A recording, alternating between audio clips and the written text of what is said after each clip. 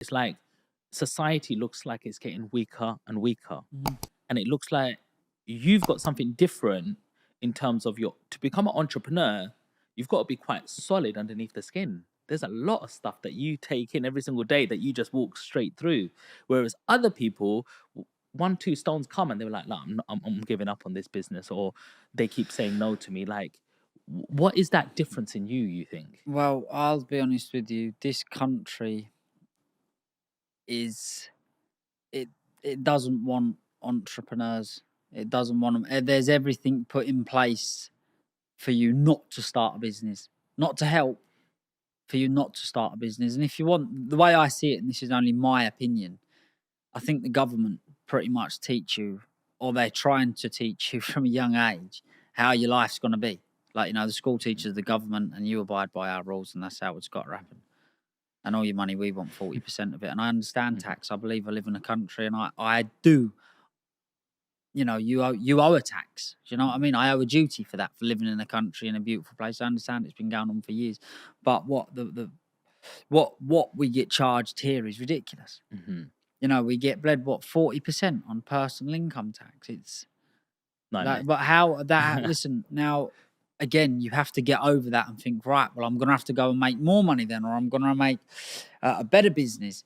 But, you know, people look at this before they even start. And that's why there is a lot of people that don't even start. It's not that they start and failed. They don't even bother. They look and think, oh, forget it. But I do genuinely believe that schools are very much set up like how a lot of people are living outside of school. You know, you abide by our rules, you do what we tell you to do. And it's as simple as that. Some high profile people say, I want to give my kids the best education, private schooling, extra tuition, maybe piano lessons, give them as much as possible at a young age, challenges. But how do you also get that balance of, hey, hang on, that isn't everything. Come here. We've also got business, or I want to introduce you to a friend who has a business. How do you get that right balance?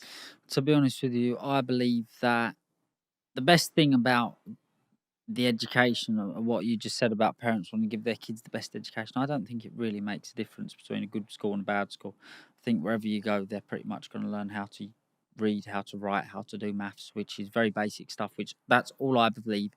I think, you know, from then on in, we've got our own mind. We move on to whatever we want to learn or move forward. How many people go through school and actually use what they've learned in primary school, apart from reading or writing, in the industry that they get involved in? Not much. Has Henry VIII ever been brought up to you? Did you get taught him in school? Yeah. You did? Okay, then. I don't even know some math sums what they have on a board. I couldn't even tell you what they look like. But have you ever come up against a math sign where you've got to do 5 squared? Simultaneous equations? No, I never used it before. We haven't. No, exactly. This is what I'm saying. So, you know, we learn to read and write. We learn to do maths, and that's what does set us up for the entrepreneurial world. However, it is hard out there. It's very hard to earn money. It's very hard to set up a business. But the things, I'm not saying don't do it, but it's hard. It's not that. You genuinely face failure after failure after failure, and then boom, you have some success. And then you go failure, boom, success, because you're adding experience up after all your failures, putting that to good use, and now it's paying off. Because when you're approaching something after you've failed so many times, you're not just turning up as somebody who's failed.